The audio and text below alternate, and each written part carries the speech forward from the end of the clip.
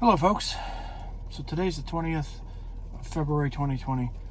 This is I believe day 5 of my owning a saxophone, baritone sax. And today I was trying out a couple of different things. One is I heard about tonguing, so I wanted to experiment a little bit with that. And then I also thought, since I can do this thing with my throat, I wonder how that would sound. So as I was playing, blowing the air, I wasn't using my voice, but I was going like this. You know, that trill, I guess they call it. And that sounded pretty cool, actually. So I think other people have used it in the past. I think I've heard that in other saxophone players' music. Yeah, so the problems I'm having, and they're kind of vexing, is trying to find a consistent blow. You know what I mean?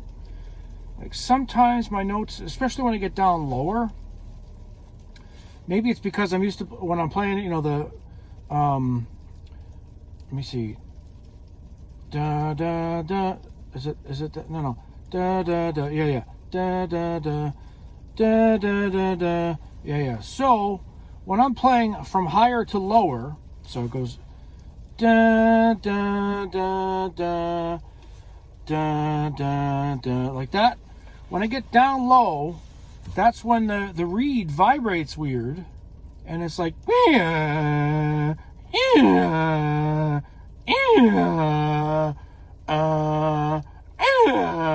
so it's just kind of aggravating because I'm trying to have a consistent low note, and then this high thing comes out first, and I've relaxed my lip, changed position, try to blow this cheek, you know, make my mouth round, ooh or two, and it's just not consistent every time, and I haven't been able to find a way of holding and producing that gets me the same sound every time.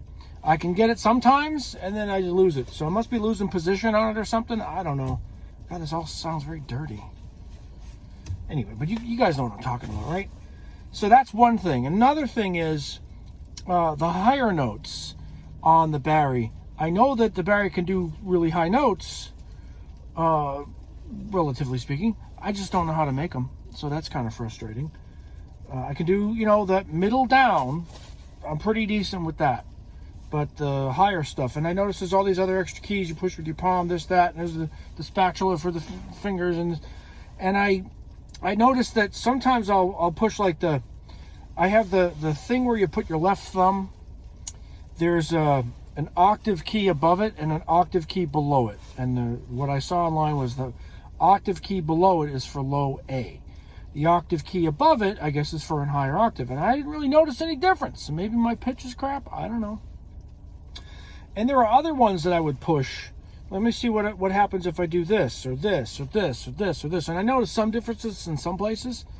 But on the bell, on the long part, the bell, there's like these 3 big openings, and the flaps or whatever, I know that the pads, the flaps, I closed them, it made the same noise. So I don't know. I'll ask my sax teacher on Monday, and I'm going to work on, you know, consistency, practice. Every little bit of practice is good. So that's an important thing. I'm sorry I don't have it out. I just forgot to record. I was so focused on, you know, what I was doing, but I wanted to give you an idea of the frustration that I'm having today. And I stayed, even though at my school right now, and it's 2:25 p.m., you'll see here that the parking lot is virtually empty. And that's because school's closed from 1 o'clock on. It's now 2:25 because of inclement weather. That means it's very possible it's going to get icy and snowy. Icy and snowy. And yeah, everybody's home except for me because I was practicing. There's that beautiful little amphitheater thing that I go to. Nobody was there, so I practiced again for like an hour, you know. And yeah, tired. Just tired today. I don't know if I'll be able to practice again tomorrow, but I'm gonna damn try. And I ain't doing it at home because I don't want my girlfriend to kill me. And I don't want my neighbors to kill me. I'll have to figure that out. But anyway, Mike Haley 7, Musical Journey.